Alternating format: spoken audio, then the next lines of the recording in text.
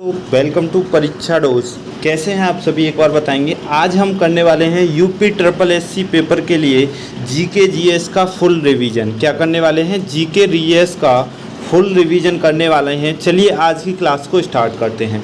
सबसे पहला क्वेश्चन आपके सामने है, कलकत्ता में उच्च न्यायालय यानी कि सुप्रीम कोर्ट की स्थापना कब हुई? तो कब हुई थी? 1774 में कलकत्ता में क्या हुई थी? सुप्रीम कोर्ट की स्थापना हुई थी। कलकत्ता में उच्च न्यायालय हाई कोर्ट की स्थापना कब हुई थी? सर 1862 में हुई थी। क्या? हाई कोर्ट की स्थापना। ठीक है, चलिएगा। उसके बाद कह रहा है आपका मद्रास में उच्च न्यायालय की स्थापना कब हुई थी? सर मद्रास में उच्च न्यायालय की स्थापना भी 1862 में हुई थी। बॉम्बे में उच्च न्यायालय की स्थापना 1862 में। इलाहाबाद हाई कोर्ट की स्थापना कब हुई थी? सर 1866 में हुई थी, जो कि भारत का कौन सा है? चौथा हाई कोर्ट है आपका इलाहाबाद हाई कोर्ट। ठीक है, अब बात करते हैं हम रेगुलेटिंग एक्ट 1773 के बारे में। किसके? रेगुलेटिंग एक्ट 1773 के बारे में बात करते हैं। सर कलकत्ता में सुप्रीम कोर्ट की स्थापना की गई इस रेगुलेटिंग एक्ट के द्वारा। बहुत सही, कोई दिक्कत नहीं। सर आज का जो सुप्रीम कोर्ट है हमारा, कलकत्ता के बाद जब दिल्ली में आपका नया सुप्रीम कोर्ट बनाया गया, वो कब बनाया गया? वो आपका बनाया गया 26 जनवरी 1950 को। कब बनाया गया? 26 जनवरी 1950 को बनाया गया। इसकी पहली बैठक कब हुई थी आपकी? सर 28 जनवरी 1950 को इसमें पहली बैठक कराई गई। और ये कहाँ पर बनाया गया? आपका नई दिल्ली में बनाया गया है। ठीक है, कहाँ पर बनाया गया है? नई दिल्ली में बनाया गया है। सर कलकत्ता उच्च न्यायालय यानी कि कलकत्ता सुप्रीम कोर्ट में मुख्य न्यायाधीश कौन थे? पहले मुख्य न्यायाधीश कौन थे? तो एलिजा एम्पे थे। कौन थे? एलिजा एम्पे थे। और अन्य न्यायाधीश कौन कौन थे? हमारे अन्य न्यायाधीश आप देख सके होंगे यहाँ पर। सर अन्य न्यायाधीश हमारे 3 थे, लिमेस्टर, चैम्बर्स और हाइड। कौन कौन थे? लिमेस्टर, चैम्बर्स और हाइड क्या थे? अन्य न्यायाधीश थे। और मुख्य न्यायाधीश कौन से थे? एलिजा एम्पे थे हमारे मुख्य न्यायाधीश। ठीक है, 1773 में क्या हुआ था? 1773 के रेगुलेटिंग एक्ट के द्वारा क्या हुआ? बंगाल का को गवर्नर था, उसे बंगाल का गवर्नर जनरल बना दिया गया। बंगाल के गवर्नर को बंगाल का गवर्नर जनरल बना दिया गया। और बंगाल का गवर्नर उस टाइम पे कौन था? हेस्टिंग था। कौन था? हेस्टिंग था हमारा बंगाल का गवर्नर जनरल। ठीक है, चलिएगा। अब कह रहा है सर ईस्ट इंडिया कंपनी के बारे में देखते हैं। ईस्ट इंडिया कंपनी के बारे में देखते हैं। सर भारत में एकाधिकार खत्म कब किया गया ईस्ट इंडिया कंपनी का? 1813 ईस्वी में किया गया। ठीक है, चीन के साथ एकाधिकार बना रहा, यानी कि चीन के साथ जो व्यापार था वो बना रहा उसका, ईस्ट इंडिया कंपनी का। और देखो 1813 के एक्ट के द्वारा क्या हुआ? सर शिक्षा पर 1 लाख खर्च का प्रावधान आपका कब आया? 1813 के एक्ट के द्वारा। ठीक है, ईसाई मिशनरियों को प्रचार की अनुमति भारत में दे दी गई 1813 के एक्ट के द्वारा। इसके बाद बात करते हैं हम, जो इम्पोर्टेंट एक्ट हैं उन्हीं के बारे में बात करेंगे, जहाँ से इम्पोर्टेंट क्वेश्चंस बन सकते हैं, वहाँ से हम बात करने वाले हैं। ठीक है, भारत शासन अधिनियम 1858 के भारत शासन अधिनियम की बात करते हैं। सर भारत शासन अधिनियम 1858 से और 1947 तक किसका शासन रहा था? ताज का शासन रहा था, यानी कि क्राउन का शासन रहा था भारत पर। ठीक है सर, इसके द्वारा क्या भारत सचिव का पद बनाया गया? भारत सचिव का पद कब बनाया गया? 1858 में बनाया गया। जिसके सदस्य कितने थे? सर 15 सदस्य थे इसमें। और पहले सचिव किसे बनाया गया? पहले सचिव स्टेनली को बनाया गया। किसको? स्टेनली को पहले सचिव बनाया गया। भारत का गवर्नर जनरल कौन था उस टाइम पर? सर वायसराय कौन था? सर वायसराय था हमारा कैनिंग। भारत के गवर्नर जनरल को 1858 के एक्ट के द्वारा क्या बना दिया गया? वायसराय बना दिया गया। ठीक है, और वायसराय कौन बना? सर कैनिंग वहाँ का वायसराय बना। ठीक है, चलिएगा।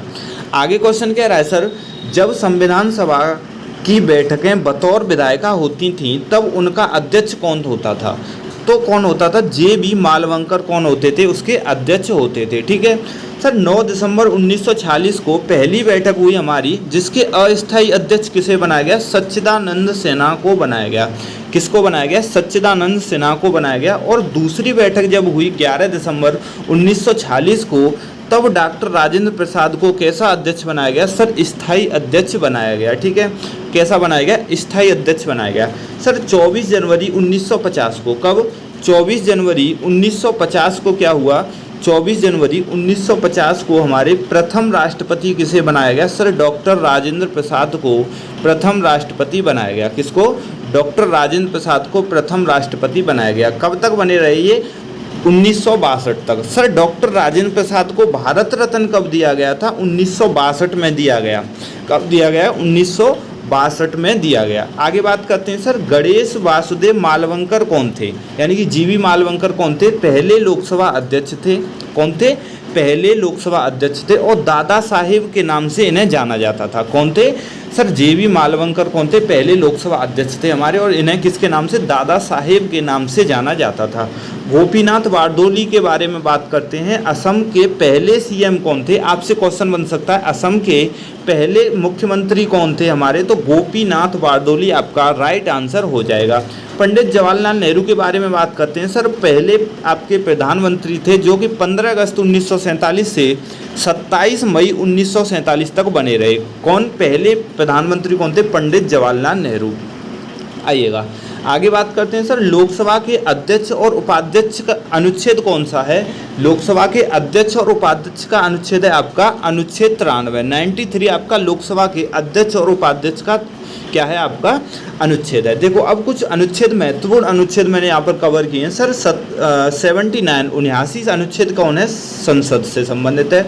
80वां अनुच्छेद राज्यसभा से, 81वां आपका लोकसभा से, 83वां संसद की अवधि के बारे में बात करता है। ठीक है। 87वां राष्ट्रपति का अभिभाषण, अभिभाषण जो तैयार होता है वो कौन करता है? आपका पीएमओ तैयार करता है। वो किस अनुच्छेद में बताया गया है? सर आर्टिकल नंबर किस में बताया गया? आर्टिकल आपके 87 में बताया गया है। किस में? 87 में बताया गया। 89 में क्या? 89 यानी कि 89 में राज्यसभा के सभापति और उपसभापति के बारे में बताया गया है। ठीक है। आपका 98वें अनुच्छेद में संसद का सचिवालय के बारे में बताया गया है। ठीक है। संसद के सचिवालय के बारे में 98वें अनुच्छेद में बताया गया है। और 99वें में संसद सदस्य शपथ लेते हैं। संसद के जो सदस्य होते हैं आर्टिकल 99 के द्वारा क्या लेते हैं? शपथ लेते हैं। ठीक है। आगे कह रहा है आपका सर 93 में क्या बताया गया? लोकसभा के अध्यक्ष और उपाध्यक्ष के बारे में बताया गया है। ठीक है। आगे चलते हैं, कुछ वर्ल्ड ज्योग्राफी के क्वेश्चन करते हैं, मतलब मिक्स क्वेश्चन करने वाले हैं जो बहुत ही इंपॉर्टेंट क्वेश्चंस बन सकते हैं। वो क्वेश्चंस मैं यहाँ पर कवर करने वाला हूँ। ठीक है। सर गाजा पट्टी विवाद किस देश से संबंधित है? गाजा पट्टी विवाद जो आपका संबंधित है वो इजराइल और फिलिस्तीन के बीच में संबंध है। किसके? इजराइल और फिलिस्तीन के बीच में संबंध है। सर इजराइल में कौन सा धर्म है आपका? यहूदी मिलते हैं। कौन मिलते हैं? यहूदी मिलते हैं। और आपके सर हमार संगठन हमास संगठन का फिलिस्तीन में मिलता है। आपके क्वेश्चन बनेगा सर हमास संगठन का संबंध किस देश से है? तो आपका राइट आंसर हो जाएगा फिलिस्तीन। क्या हो जाएगा? फिलिस्तीन आपका राइट आंसर हो जाएगा। देखिए नेक्स्ट क्वेश्चन कह रहा है कौन सा देश स्थल से गिरा है? कौन सा देश स्थल से गिरा है? तो आपका कौन सा देश हो जाएगा? सर 4 देश जो है स्थल से गिरा है। और कौन कौन से देश आपके स्थल से गिरे हैं? 4 हो जाएगा, जिम्बाब्वे हो जाएगा, जाम्बिया हो जाएगा, बोत्सवाना हो जाएगा, दक्षिण सूडान हो जाएगा, नाइजर हो जाएगा और कांगो हो जाएगा। कौन कौन से? सर 4 देश, जिम्बाब्वे, जाम्बिया, बोत्सवाना, सूडान, दक्षिणी सूडान, नाइजर और कांगो देश आपके क्या हो जाएंगे? जो स्थल से गिरे हुए हैं। ठीक है। कुछ देशों की राजधानी और देश के बारे में बात करते हैं। सर मोरक्को की राजधानी क्या है? आपकी रवात हो जाएगी। ठीक है। नाइजीरिया की क्या हो जाएगी? अबूजा हो जाएगी। ठीक है। इथोपिया की क्या हो जाएगी? आदिस अबाबा हो जाएगी। आपकी आदिस अबाबा क्या हो जाएगी? इथोपिया की। घना की क्या हो जाएगी? अंकारा हो जाएगी घना की। युगांडा की क्या हो जाएगी? कंपाला हो जाएगी। नाइजर की क्या होगी? नियामी हो जाएगी आपकी राजधानी। ठीक है। आगे चलते हैं। आगे देखता है सर मेघालय की सीमा किस राज्य से लगती है? मेघालय की सीमा किस राज्य से लगती है? तो आपका राइट आंसर हो जाएगा सर असम राज्य से मेघालय की सीमा लगती है। सर असम की मेघालय की राजधानी क्या है? शिलोंग मेघालय की राजधानी है, जो सबसे सुंदर राजधानी है। यानी कि भारत की सबसे सुंदर राजधानी कौन सी है? आपकी शिलोंग है। और पूर्वी स्थल क्या है आपका? भारत का पूर्वी स्थल क्या है? सर किबिथु बिंदु है, जो कि अरुणाचल प्रदेश में स्थित है। कौन से प्रदेश में? सर अरुणाचल प्रदेश में आपका किबिथु बिंदु स्थित है। ठीक है। चलेगा। आगे कह रहा है भारत में कुल कितने जिले हैं? भारत में 773 जिले हैं। ये आंकड़े कब हैं? अप्रैल 2022 तक के आपके आंकड़े हैं। कितने ज़िले आपके सर? 773 ज़िले आपके भारत में हैं। सबसे बड़ा ज़िला कौन सा हो जाएगा सर? लेह ज़िला हो जाएगा। और सबसे छोटा ज़िला कौन सा हो जाएगा? माहे ज़िले हो जाएगा। अगर आप इस तरह की वीडियो डेली आप चाहते हैं तो आप वीडियो के कमेंट में, कमेंट बॉक्स में कमेंट करके भी बता सकते हैं, ठीक है। आगे चलते हैं। अगला क्वेश्चन कह रहा है पश्चिमी से पूरब बहने वाली नदियों के नाम बताइए। अगर मैं पूरब से पश्चिम की नाम बता दूं आपको तो पश्चिम से पूरब की आप खुद निकाल लोगे। सर पूरब से पश्चिम में बहने वाली नदियां कौन कौन सी होती है? आपकी नर्मदा, ताप्ती और लूनी नदी जो हैं आपकी पूरब से पश्चिम में बहती हैं, ठीक है। और सर अरब सागर में कौन कौन सी नदी गिरती हैं आपकी? देखो अरब सागर में कौन सी, जो सर पश्चिम से और पूरब की तरफ, पश्चिम से सर पूरब की तरफ जो आएंगी आपकी, वो क्या हो जाएंगी? अरब सागर में गिरने वाली नदियां हो जाएंगी। देखो सिंधु, नर्मदा, ताप्ती, माहे और साबरमती, मांडवी और ज्वारी, ठीक है। मांडवी कहाँ की? आपकी केरल की है। और ये सब कहाँ की हो जाएंगी? आपकी भारत की नदियाँ हैं, ठीक है। सर नर्मदा नदी जो है, नर्मदा नदी का उद्गम कहाँ पर है? सर मैकाल पर्वत की अमरकंटक पहाड़ी से। कहाँ से? एमपी के मैकाल पर्वत की अमरकंटक चोटी से आपका क्या हो जाता है? इसका उद्गम है। एमपी की जीवन रेखा किसके? मध्य प्रदेश की जीवन रेखा किसे कहते हैं सर? नर्मदा नदी को कहते हैं, ठीक है। और इसका अन्य नाम क्या है? रेवा इसका अन्य नाम है, ठीक है। क्या हो जाएगा? रेवा इसका अन्य नाम हो जाएगा। भारत की सबसे लंबी नदी कौन सी हो जाएगी? आपकी गंगा हो जाएगी। जो भारत में बहती है वो सबसे लंबी कौन सी हो जाएगी? गंगा हो जाएगी। इसकी लंबाई कितनी है सर? 2525 किलोमीटर की लंबाई है। कितने की? 2525 किलोमीटर की आपकी इसकी लंबाई हो जाएगी। इससे दूसरे नंबर की कौन सी हो जाएगी? गोदावरी, जिसकी लंबाई है 1465 किलोमीटर। और तीसरी कौन सी हो जाएगी सर? तीसरी हो जाएगी कृष्णा, जिसकी लंबाई है आपकी 1400 किलोमीटर। और चौथी हो जाएगी आपका यमुना, जिसकी लंबाई है 1352 किलोमीटर। आपकी नर्मदा हो जाएगी पाँचवीं, आपकी 1312 किलोमीटर आपकी जिसकी लंबाई हो जाएगी, ठीक है। आगे चलते हैं। फिजिक्स का क्वेश्चन है सर त्वरण की इकाई क्या है? मीटर पर सेकंड स्क्वायर क्या हो जाएगी? आपकी त्वरण की इकाई हो जाएगी, ठीक है। किसकी? त्वरण की इकाई हो जाएगी। देखो यहाँ पर कुछ इकाइयाँ देखते हैं सर। वेग की क्या हो जाएगी? मीटर पर सेकंड आपकी वेग की हो जाएगी। ऊर्जा की क्या हो जाएगी सर? जूल हो जाएगी। विद्युत आवेश की क्या हो जाएगी? आपकी कूलाम हो जाएगी। ज्योति तीव्रता की क्या हो जाएगी? कैंडला हो जाएगी। तरंग दैर्घ्य की क्या हो जाएगी? एंगस्ट्रॉम हो जाएगी आपकी इकाई, ठीक है। चलेगा सर। एक क्वेश्चन बहुत ही इम्पोर्टेंट सर, जहाज में इकोलोकेशन का उपयोग कहाँ पर होता है? जहाज में इकोलोकेशन का प्रयोग किसके लिए किया जाता है सर? पानी की गहराई में, ठीक है।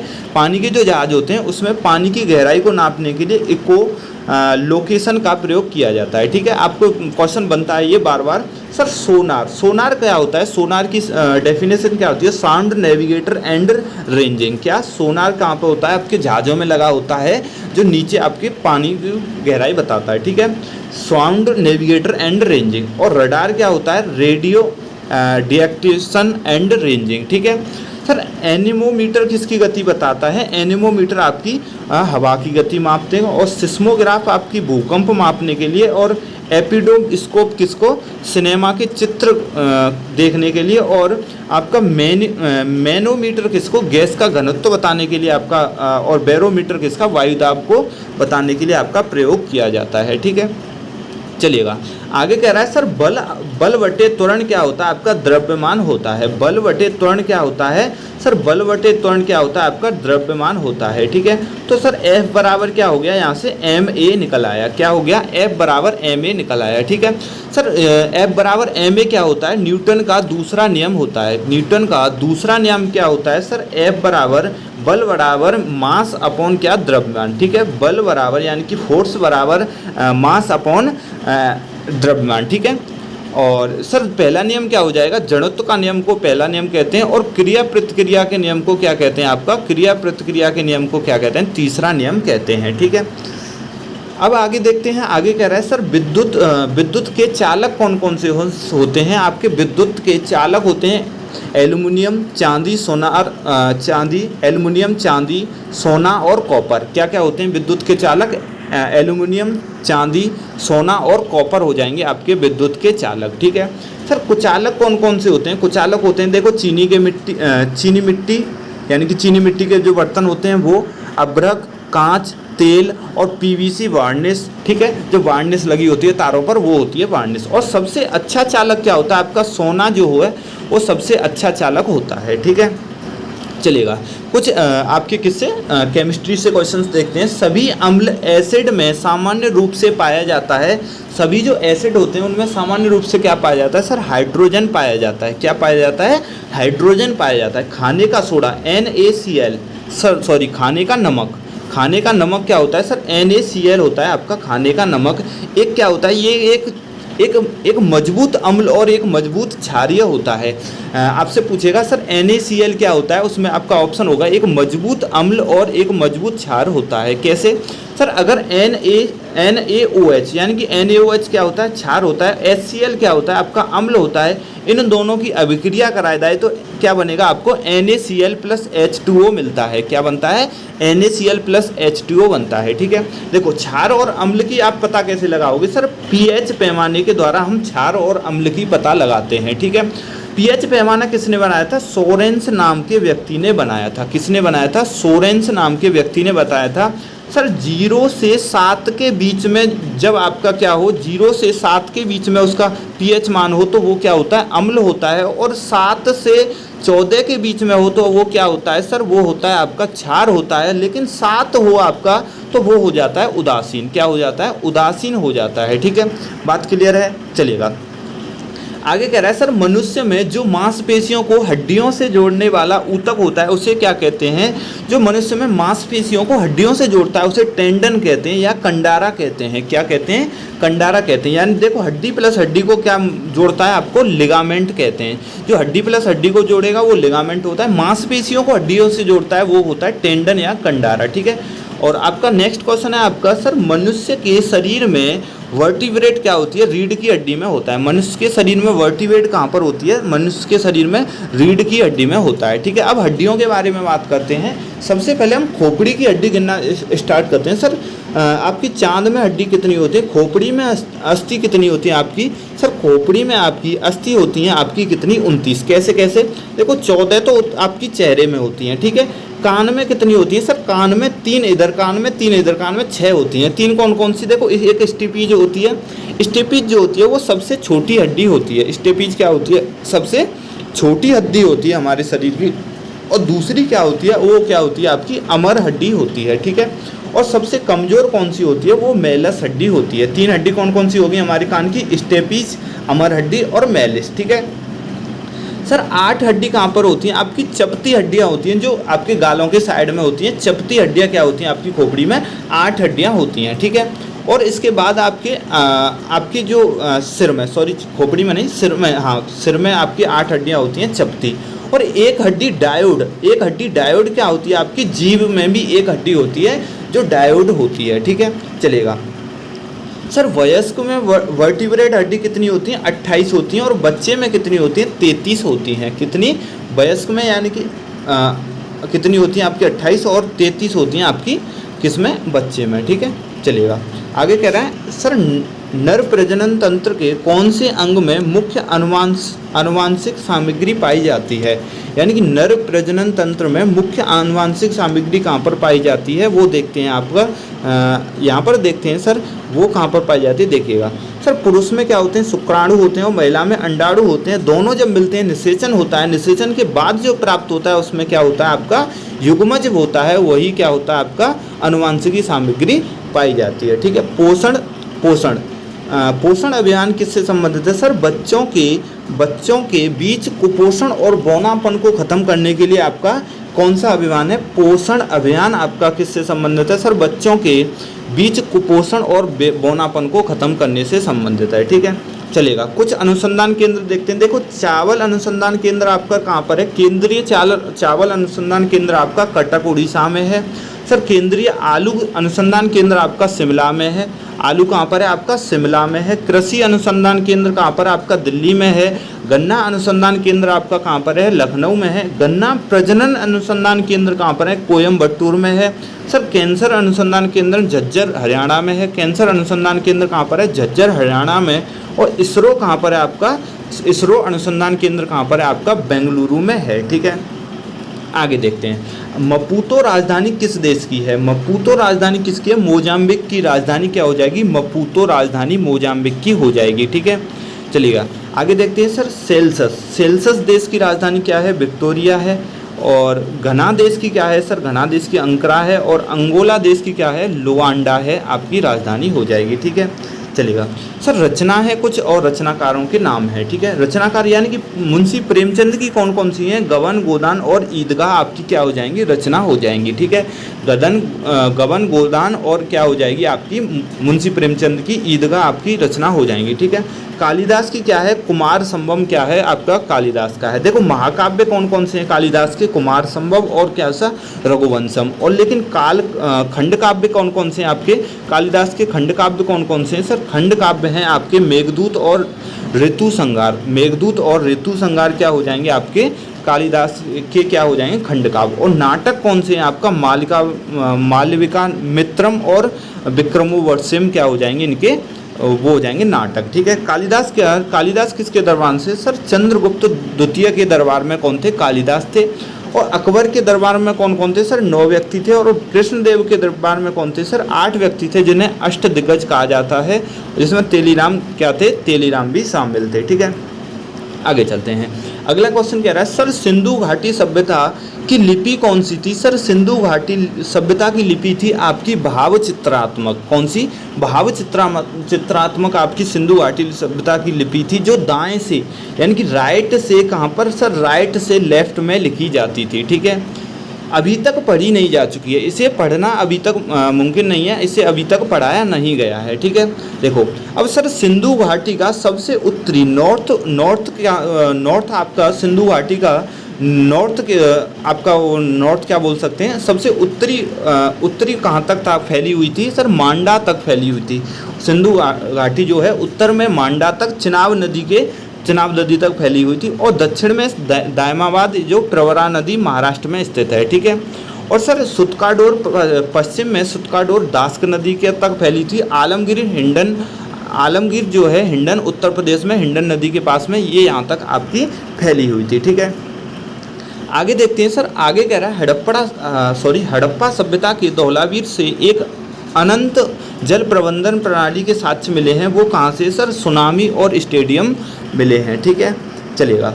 आगे का क्वेश्चन कह रहा है सर, प्रशासन की सुविधा के लिए हर्ष का साम्राज्य कई प्रांतों में विभाजित किया गया था। हर्ष कौन था, हर्षवर्धन। ठीक है, हर्षवर्धन का साम्राज्य कई प्रांतों में कहते थे। इन्हें कई प्रांतों में क्या कहते हैं सर, भुक्ति कहा जाता था। किसको, भुक्ति कहा जाता। जैसे देखो आगे कह रहा है पुष्यभूति वंश कहाँ पर था, संस्थापक कौन थे, तो पुष्यभूति थे, हरियाणा थानेश्वर में था, कन्नौज और हर्षवर्धन। कन्नौज में कौन था, हर्षवर्धन था। ठीक है, कन्नौज में कौन सा, हर्षवर्धन था। ठीक है, चलेगा। आगे कह रहा है